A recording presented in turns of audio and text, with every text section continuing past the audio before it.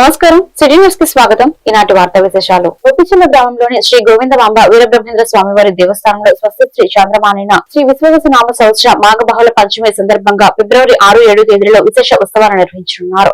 ఈ సందర్భంగా ఈ దేవాలయం అనేక ఉపాయాల సమాహారంగా భక్తి శ్రద్ధలతో నిర్మించబడింది. ఇక్కడ ఈశ్వరమ్మ, బాలత్రిపుర సుందరి, పార్వతీదేవి, విఘ్నేశ్వరుడు, సిద్ధయ్య, సుబ్రహ్మణ్యేశ్వర స్వామి నవగ్రహాలు, వీరాంజనేయ మరియు వేమన్న విగ్రహాలు కొలువై ఉన్నాయి. ముఖ్యంగా ఆలయ ఈశాన్య భాగంలో నిర్మించిన కోనేరు, దానిపై ఉన్న రాతి మండపం భక్తులను ఆకట్టుకున్నాయి. కాశీ నుండి తెచ్చిన స్ఫటికలింగం, పంచబ్రాహ్మణులు, గాయత్రీదేవి ప్రతిష్టలు ఇక్కడ ప్రత్యేకతను ఆలయ పీఠాధిపతి శ్రీ మండోజ వీరబ్రహ్మచారి తెలియజేశారు.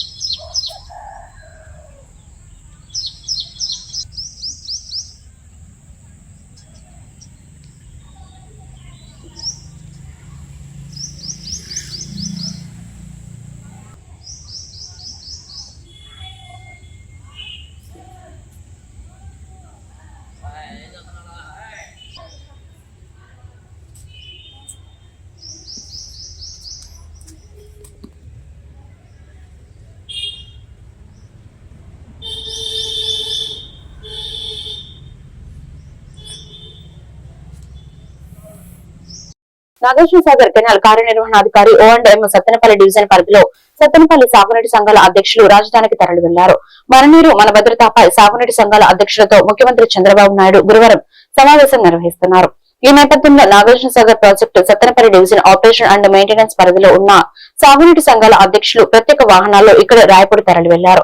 సత్తెనపల్లి డీసీ చైర్మన్ గుంటూరు రమేష్ ఆధ్వర్యంలో వెళ్లారు. టీడీపీ నాయకులు కోమటినేని శ్రీనివాసరావు, పూజల వెంకటకోటయ్య, బీజేపీ నియోజకవర్గ అధ్యక్షులు కట్ట శంకర్రావు, డీసీ చైర్మన్ గుంటూరు రమేష్ లు జెండా ఊపి ప్రారంభించారు. ఈ కార్యక్రమంలో సాగునీటి సంఘాల అధ్యక్షులు, అధికారులు పాల్గొన్నారు.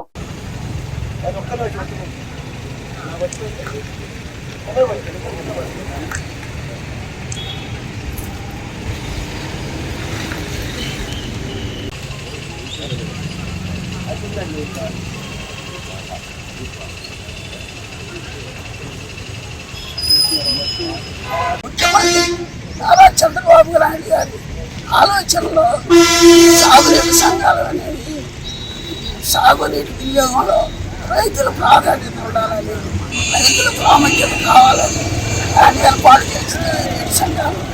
అయితే మధ్యలో కొన్ని ప్రభుత్వాలు నిర్లక్ష్యం చేసిన మూలంగా ఇంకా అనుకున్నటువంటి అభివృద్ధికి ఇంకా నోచుకోలేకుండా ఉన్నాయి.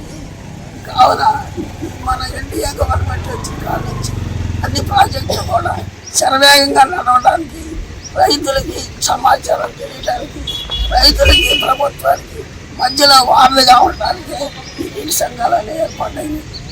కాబట్టి మాకు అందరికీ మా ప్రభుత్వం తరఫున చంద్రబాబు నాయుడికి, రామానాయుడు గారికి, మా ఎమ్మెల్యే గారు కన్నా లక్ష్మీనారాయణ గారికి మేమందరం ఇది శుభ పరిణామం. ఆంధ్రప్రదేశ్లో తెలుగుదేశం పార్టీ, జనసేన, భారతీయ జనతా పార్టీల ఉమ్మడి ప్రభుత్వం నారా చంద్రబాబు నాయుడు గారి నాయకత్వంలో ఏర్పాటైన తర్వాత 2024 నుండి నీటి యాజమాన్యం మీద జలవనరుల శాఖలో నీటిని సమర్థవంతంగా మేనేజ్ చేస్తూ రైతులకు టైలెందు భూముల దాకా, చివరి ఆయకట్టు దాకా అందించే విషయంలో అటు ముఖ్యమంత్రి నారా చంద్రబాబు నాయుడు గారు, ఇటు జలవనరుల శాఖ మంత్రి నిమ్మల రామానాయుడు గారు అలుపెరుగని కృషి చేస్తూ ఉన్నారు. దాంట్లో భాగంగానే 60,000 సాగునీటి సంఘాలకు ఎన్నికలు నిర్వహించి ప్రజాస్వామ్యబద్ధంగా అధ్యక్షులు, డీసీలు, ప్రాజెక్టు కమిటీలు సుమారు 60 ప్రాజెక్టు కమిటీలకు అధ్యక్షులను ఏర్పాటు చేసుకొని అటు పోలవరం, సోమశిల, తెలుగుగంగ మన ఇక్కడ వెలుగొండ ప్రాజెక్టులను సరవేరం. వాస్తవంగా ఏ డిపార్ట్మెంట్లో ఏ వ్యవస్థలో ఉన్న వ్యక్తులకి ఆ వ్యవస్థలో పవర్ ఉండాలి అనే ఉద్దేశంతో సాగునీటి సంఘాలు ఎక్కడికక్కడికి ఏ కాలువ కింద ఆ కాలువ కింద అందరికీ ఓటు హక్కు కల్పించి ఆ కాలువ కింద ఎవరు మేనేజ్మెంట్ అయితే కాలువ సక్రమంగా నడుచుద్ది, కాలువ అభివృద్ధి చెందుద్ది అనే దాన్ని ప్రామాణికంగా తీసుకొని లోగడ కూడా 14 నుంచి 19 వరకు కూడా ఈ సాగునీటి సంఘాలని ప్రతి ఒక్క సాగునీటి సంఘం దానికి కావలసిన ఎక్విప్మెంట్ అందరికీ అందుబాటులో ఉండే విధంగా ఈ సాగునీటి సంఘాలను ఏర్పాటు చేయడం జరిగింది. ఈ వ్యవస్థని వినుకొండ నియోజకవర్గంలోని ఆయా గ్రామాల్లో 8.60 కోట్ల నిధులు మంజూరైనట్లు ప్రభుత్వ చీఫ్ విప్ జీవి ఆంజనేయులు వెల్లడించారు. సావలీపురం మండలం వయ్యకను గ్రామంలో 50 లక్షల రూపాయలతో అంచనా వ్యయంతో లెవెల్ బ్రిడ్జికి చీఫ్ విప్ జీవి ఆంజనేయులు గురువారం శంకుస్థాపన చేశారు. ఈ సందర్భంగా జీవి ఆంజనేయులు మాట్లాడుతూ గ్రామీణ ప్రాంతాల్లో రోడ్ల కనెక్టివిటీ పెంచుతున్నామని, సీసీ రోడ్లు, డ్రైన్లలో లెవెల్ బ్రిడ్జికి నిర్మాణానికి రాష్ట్ర ప్రభుత్వం నిధులు మంజూరు చేసినట్లు వెల్లడించారు. వయ్యకూరులో 50 లక్షలతో లెవెల్ బ్రిడ్జితో పాటు 18 లక్షల వ్యయంతో సిమెంట్ రోడ్ల నిర్మాణానికి శంకుస్థాపన చేసినట్లు వెల్లడించారు.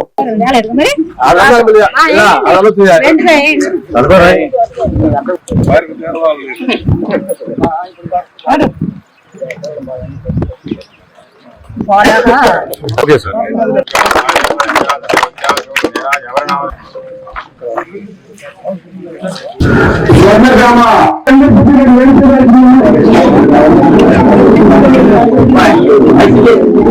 అందరికీ పేరు పేరున హృదయపూర్వక నమస్కారం తెలియజేస్తాం. వినుకొండ మండలానికి కనెక్టివిటీ, శావల్యాపురం మండలం, వినుకొండ మండలం కనెక్టివిటీ పెరగడం కోసం వైకల్లో లో లెవెల్ బ్రిడ్జి 50 లక్షల రూపాయలతో నిర్మాణం చేపడుతున్నాం. అలాగే వైకల్లో 50 లక్షలతో పైప్ లైన్, 18 లక్షలతోటి సిమెంట్ రోడ్లు ఈరోజు శంకుస్థాపన చేయడం చాలా సంతోషకరమైన విషయం.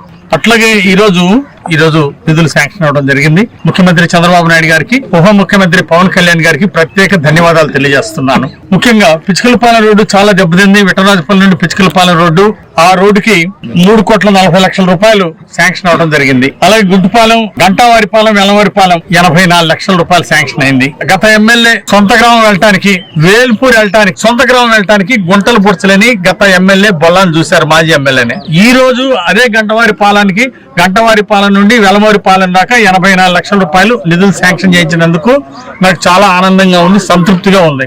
అట్లాగే ఈపూరు ఊడిజర్ల రోడ్డు దెబ్బతిని 6 ఏళ్ళు అయింది. వైసీపీ పాలనలో ఒక తట్ట మట్టి బయలాపారు. దానికి ఊడిజర్ల రోడ్డుకి 1,73 లక్షల రూపాయలు శాంక్షన్ చేయించడం జరిగింది.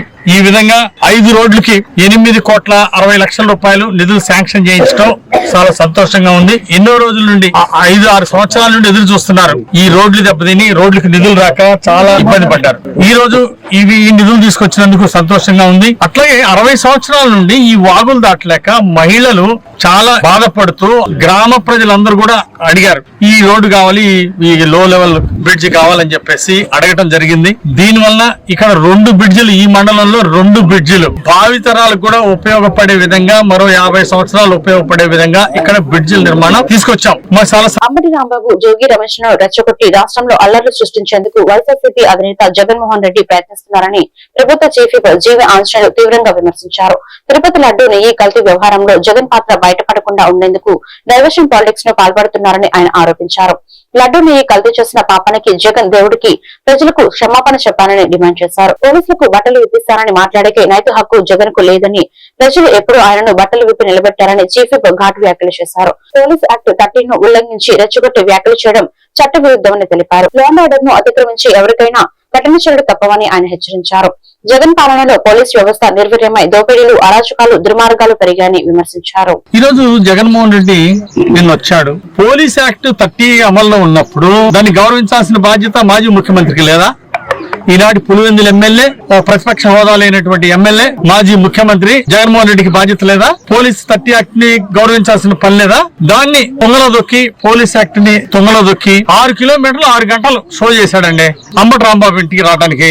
ఇలా రాష్ట్రంలో రాజకీయ హత్యలు చేసి దుర్మార్గాలు చేసి తప్పుడు కేసులు పెట్టి తప్పు చేయని వాళ్ళ మీద కూడా తప్పుడు కేసులు అటెంప్ట్ మర్డర్ సెక్షన్లు పెట్టి మీరు మీ దుర్మార్గ పాలన ప్రజలు చూశారు. ఇక 161 సీట్ల నుండి 11 సీట్లు ఇచ్చి మిమ్మల్ని ప్రజలు చీకొట్టినా మీకు బుద్ధి రావట్లా. ఇంకా షో మానండి, రోజుకొక అబద్ధం, రోజుకో దుర్మార్గ ప్రచారం, అసత్య ప్రచారం. ఇదేనా?